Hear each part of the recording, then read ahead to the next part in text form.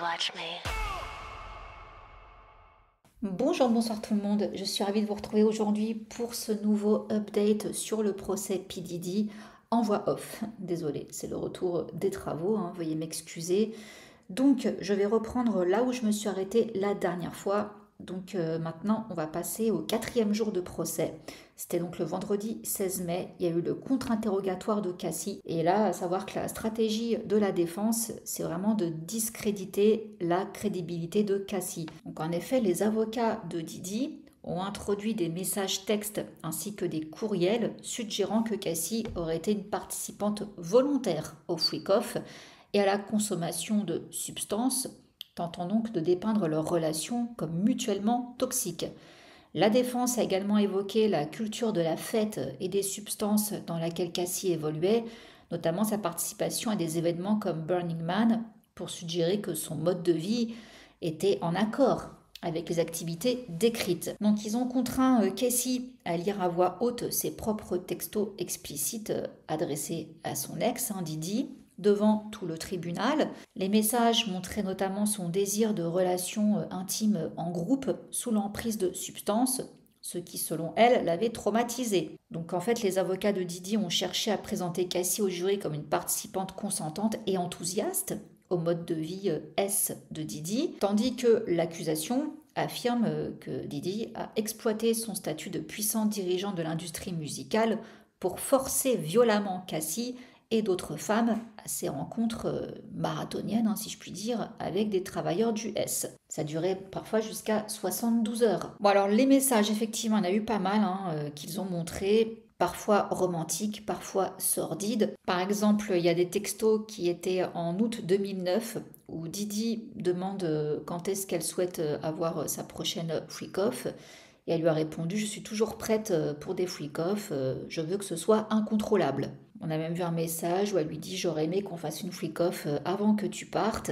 D'autres SMS de 2017, Cassie confie à Diddy: j'aime nos partenaires quand on le veut tous les deux. Et face à tout ça, Cassie rappelle quand même que les textos, là, ils ont mis beaucoup de choses. Parfois, ils sont pas toujours dans leur contexte en entier. L'avocate de Diddy, Estevao, elle a évoqué les exemples de colère de Cassie envers Diddy, ainsi que sa jalousie avouée face à l'attention qu'il portait à d'autres femmes. Donc Cassie a déclaré que Diddy ne voulait pas qu'elle voie quelqu'un d'autre, mais par contre, lui, il se grattait pas pour voir d'autres personnes, quoi. Donc elle témoigne qu'après quelques années avec Diddy, elle aspirait à prendre une plus grande part de sa vie, mais qui ne la laissait pas entrer. Pour rappel, leur relation a quand même duré 11 ans, de 2007 à 2018, et bien qu'ils aient un mode de vie échangiste, il n'empêche que dans la vie normale, parce que ça, le rappel, c'était que pendant leur rapport intime, mais dans la vie de tous les jours, elle voulait avoir un peu l'exclusivité. Bon, après, ils ont reparlé des freak-off, où elle dit que parfois elle prenait des perfusions pour se remettre de ses sessions et qu'elle ait fini par développer une dépendance aux opioïdes. Le 5e jour, le vendredi, c'était la fin de son témoignage. Donc elle a conclu en disant qu'elle aimait Diddy et qu'elle croyait qu'il l'aimait, et elle dit être tombée amoureuse de sa vraie personnalité. Donc il y a encore eu d'autres SMS que les jurés ont pu voir, datant de 2009, et Cassie a déclaré qu'à l'époque elle se sentait à l'aise pour exprimer ses besoins à Diddy concernant les freak-off. Et dans ses messages, Cassie disait avoir besoin de se sentir en sécurité pour être plus ouverte de manière intime. Cependant, dans d'autres messages, elle confie à Diddy qu'une récente freak-off l'avait laissée avec un sentiment sale et crasseux. D'autres messages de mars 2017 ont été montrés où Cassie disait à Diddy: j'adore nos freak-off quand on le veut tous les deux. Et Cassie témoigne que ce n'était que des mots à ce moment-là. Donc la défense tente d'utiliser ces messages ainsi que d'autres du début de leur relation pour caractériser Cassie comme une adulte consentante et non comme une victime. Il parle également de sa jalousie. Donc elle aurait été effectivement jalouse d'une femme prénommée Gina en 2014, et elle dit également avoir éprouvé une certaine jalousie envers Kim Porter, avec qui Diddy avait 3 enfants. Elle déclare également que Diddy la soupçonnait d'entretenir des relations avec d'autres hommes, y compris des célébrités comme Kid Cudi. Et ils ont parlé également des consommations de substances. Donc elle dit qu'ils en consommaient tous les deux énormément pendant leur relation et qu'elle en avait ressenti des effets secondaires indésirables. Elle a déclaré que Didier était parfois explosif lorsqu'il découvrait qu'elle en prenait avec ses amis ou à son insu. Ensuite, ils ont également montré des messages datant de septembre 2018 dans lesquels Didi dit à Cassie « Je veux que tu m'aimes, j'ai besoin que tu m'aimes » et elle lui a répondu « Je t'aime, je préférerais simplement ne plus être une de tes petites amies ». Donc ils disent tous deux avoir envie de se revoir. Et pour rappel, à ce moment-là, Cassie commençait à sortir avec celui qui est désormais son mari. Mais elle a quand même revu Didi. Et même pendant qu'ils étaient ensemble, il y a son mari actuel donc, qui l'appelait sur FaceTime. Donc là, ça a un petit peu déstabilisé tout le monde parce que c'est l'époque où c'était fini entre eux et où Cassie dit que Didi a abusé d'elle, donc quand elle lui a dit que c'était terminé. Mais Cassie dit que c'était pas ce jour-là qu'il a abusé d'elle. C'était un autre jour. Bon, après, on voit des messages de Didi où il dit qu'il l'aime, qu'il est perdu sans son amitié. Puis il finit par la féliciter. Des larmes de joie, je ne sais même pas quoi dire. J'espère que tu pourras me pardonner. Nous avons vraiment de la chance d'être en vie. Dieu veillait sur nous. On a travaillé dur. Je suis heureux pour toi. Je suis content que tu aies trouvé quelqu'un qui t'aime et te respecte comme tu le mérites. Je t'envoie ce message avec tout le respect que je dois à ton mariage. Et ça, c'était donc en 2020. Et ils ne se sont pas revus après ça. Ensuite, lors du procès a été évoqué le fameux accord qu'elle a passé avec Didi de 20 millions donc de dollars en 2023. Et elle dit qu'elle rendrait l'argent si ça pouvait effacer toutes les freak-offs qu'elle a vécues. Et quand on a demandé si elle détestait Didi, elle dit non, je ne le déteste pas. J'aime le passé et ce qu'il était. Alors, il y a une analyste juridique qui s'appelle Ellie Honig qui a fait quand même une synthèse assez intéressante. Elle dit « Le problème pour l'accusation, c'est qu'il faut démontrer hors de tout doute raisonnable que Cassie a été contrainte. » Et là, en fait, effectivement, ce qu'ils essayent de montrer, l'équipe de Didi, c'est que Cassie, elle est très gentille, elle est très mignonne, il n'y a pas de problème, donc ils n'essayent pas de la descendre. Non, ils cautionnent tout ce qu'elle dit, il n'y a pas de problème. Mais du coup, Bichette, on est d'accord que tu l'aimais, donc on a vu les messages, tout ça, malgré tout ce que tu subissais soi-disant, tu l'aimais, mais tu restais, tu revenais. Donc en fait, il n'y a pas de problème. C'était juste une relation toxique entre deux accros à plein de trucs. Et c'est tout. C'était juste deux personnes qui prenaient tellement de trucs qui faisaient n'importe quoi. Didi, voilà, il en devenait violent, mais tu l'aimais quand même. Donc on en revient à ce qu'il disait depuis le début de l'ouverture du procès, c'est que oui, Didi n'est pas parfait. On peut l'accuser de violence conjugale, mais c'est tout. Le reste, il n'y a rien. Vous voyez les messages, les preuves, Cassie l'aimait, et Freakoff, elle était partante, tout ça. Voilà, ils ont pris cet angle-là qui est très malin.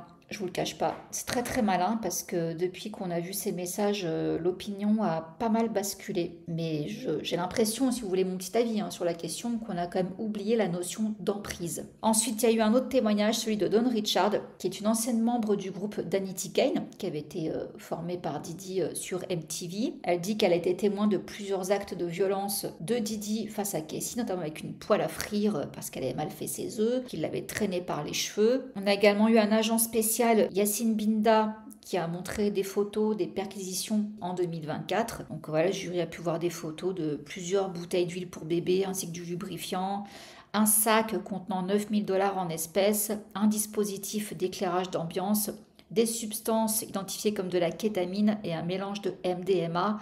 Donc tout ça, ça a été retrouvé dans sa chambre d'hôtel le jour où ils l'ont arrêté.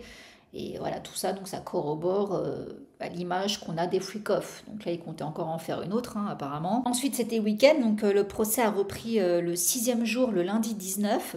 On a encore Dawn Richard qui est venue témoigner encore d'actes de violence et des menaces qu'elle a reçues de la part de Didi. En gros, lui a fait comprendre qu'elle avait intérêt à garder le silence. On a eu aussi le témoignage de la meilleure amie de Cassie, enfin son ancienne meilleure amie, Kerry Morgan, qui témoigne également avoir assisté à plusieurs scènes de violence de Didi envers Cassie. Même les gardes du corps n'intervenaient pas, d'après ce qu'elle dit. Et même elle a été agressée. Il s'est rendu chez elle avec un marteau. Il l'a étranglée et frappée avec un cintre en bois. Puis elle a signé un accord de confidentialité en échange de 30 000 $. Elle décrit Didi comme étant extrêmement jaloux, notamment par rapport à la relation de Cassie avec d'autres artistes comme Michael B. Jordan, French Montana, Too Short et Kid Cudi. Et elle précise que Didi contrôlait tous les aspects de la vie de Cassie, l'empêchant de le quitter. Ensuite, il y a eu un témoignage de David James, qui est un ancien assistant de Didi. Il a bossé pour lui entre 2007 et 2009. Il va dans le même sens que cette témoin en disant que oui, Didi,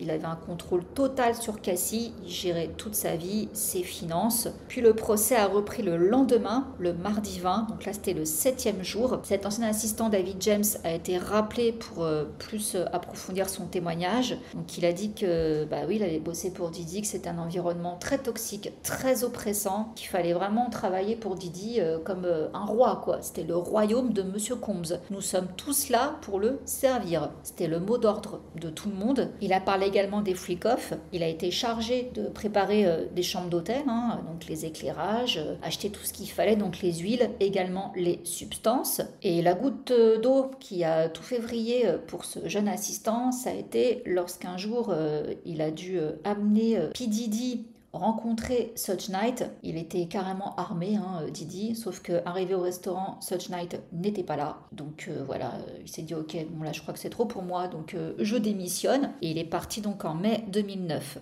Ensuite, il y a eu le témoignage de la mère de Cassie, Regina. Elle dit hein, qu'elle voyait très peu sa fille, de moins en moins au fil du temps, mais que par contre, quand elle a vu sa fille avec des bleus, elle a pris des photos, histoire de conserver des preuves. Elle rapporte également qu'à un moment donné, Cassie a parlé à sa mère que Didi la faisait chanter avec une vidéo explicite, si vous voyez ce que je veux dire. Et elle dit que ça l'a déstabilisée. Elle avait peur que Didi fasse du mal à sa fille. Et c'est à peu près à ce moment-là que P. Diddy l'a contacté pour lui demander 20 000 dollars. En gros, c'était ce qu'il avait dépensé pour Cassie. Donc, il demandait à sa mère, bah voilà, maintenant vous me rendez cet argent. Hein, j'ai dépensé pour votre fille, maintenant je le veux. Elle n'avait pas cet argent. Du coup, elle a dû faire un prêt immobilier afin de le rembourser. Voilà. Ensuite, on a eu le témoignage d'un escorte, Shareh Hayes. Alors lui, il raconte qu'il connaissait pas Didi. Voilà. Il a été contacté par Cassie. Ils se sont vus environ entre 8 à 12 fois. Et c'est après, quand il a vu à la télé des images de Didi, qu'il a fait le rapprochement. Mais à la base, il savait pas que Cassie et Didi, c'était Cassie et Didi, quoi. Chaque fois qu'il les a vus, il dit qu'il n'a pas forcément remarqué que Didi était intoxiqué. On lui a proposé des trucs à prendre, mais il n'a pas voulu. Juste, il prenait des espèces de Viagra pour améliorer ses performances. Et il dit qu'il n'a jamais vu de scène de violence entre eux, que apparemment tout s'était bien passé. Cassie était très gentille, hein, elle n'avait pas de problème. Elle n'avait pas l'air non plus gênée lors de leurs échanges. Puis il y a eu encore un autre agent spécial qui a encore montré des photos des perquisitions, cette fois-ci chez Didi. Donc on a vu des armes, des jouets pour adultes, des huiles pour bébé, du lubrifiant, de la lingerie, enfin bref, encore des trucs.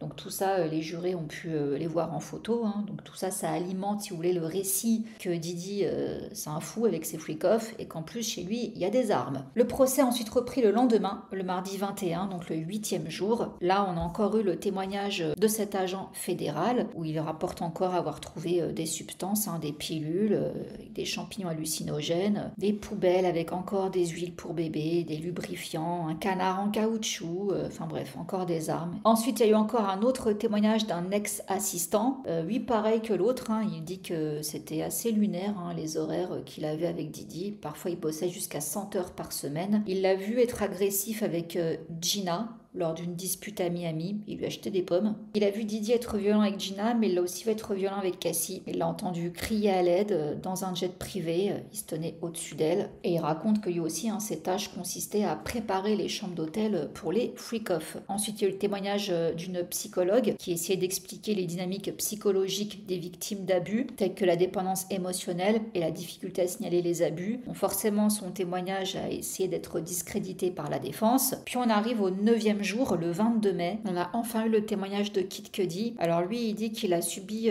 une série d'événements inquiétants suite à sa brève relation avec Cassie en 2011, notamment une effraction à son domicile de Los Angeles qu'il attribue à Didi, ainsi que l'incendie de sa Porsche en 2012 causé par un cocktail Molotov lancé à travers le toit d'une voiture. Il a confronté Didi à ce sujet, ce dernier a nié toute implication. Il s'est quand même excusé en 2015, mais Kid Cudi déclare ne jamais avoir reçu de confirmation officielle de l'implication de Didi dans ces incidents. Il a également évoqué les abus que Cassie lui aurait rapporté avoir subi de la part de Didi. Et suite à ça, il y a eu aussi le témoignage de Mila Morales, qui était maquilleuse pour Cassie. Donc elle avoir observé plusieurs blessures, notamment des ecchymoses, des coupures qu'elle attribue aux agressions de Didi. Donc tous ces témoignages renforcent les accusations portées contre lui, qui inclut le trafic S, le racket et la conspiration. Pour l'instant, on en est là, donc on attend la suite. Je ne sais pas quoi vous dire jusqu'à présent, parce que oui, tout concorde, tout confirme le témoignage de Cassie, mais j'ai l'impression quand même que la défense de Didi a choisi un très bon angle, assez malin, en disant que, en fait, oui, mais tout ça, c'était violence conjugale, un mec qui prend un peu trop de trucs, qui devient parano, machin, tout ça, enfin... Ils vont détourner le truc par mille et un chemins et j'ai l'impression que ça marche. Parce que là, l'opinion publique, elle a un peu basculé depuis qu'on a vu les échanges de messages entre Cassie et Didi. Cassie, elle était consentante, finalement. Donc oui, bon, il l'a un peu frappé parce qu'ils étaient tous les deux sous substance, etc. Mais bon, en gros, oui, violence conjugale, mais rien de plus. Je sais pas quoi vous dire les amis. Je suis un peu déçue pour tout vous dire parce que, bon, vous me direz, le procès doit durer 2 mois. On en est qu'au 9e jour au moment où je fais cette vidéo. Attendons de voir la suite. Mais là, pour l'instant, malgré les témoignages explosifs de Cassie, ces textos-là, comme je vous dis, ça a quand même mis le doute à beaucoup. Et c'est exactement ce que l'équipe de Didi cherche à faire. Semer le doute dans l'esprit des jurés pour qu'ils ne puissent pas le condamner, pour dire en fait il y a un doute raisonnable sur le fait que Cassie était consentante ou pas. Du coup, si Cassie était consentante, il n'y a pas de trafic S, il n'y a pas tout ce qu'on nous a décrit, quoi. C'était juste un couple de défoncés qui faisait n'importe quoi et parfois voilà, ça dépassait les bornes. Mais ils étaient effectivement consentants. Tout ça, à mon sens, ça peut marcher si on oublie vraiment la notion d'emprise. Si ça continue comme ça, j'ai l'impression qu'il peut s'en sortir. Écoutez, on verra. Je vous tiens au courant de la suite. Je vous laisse là. Je vous fais plein de gros bisous et je vous dis à dimanche.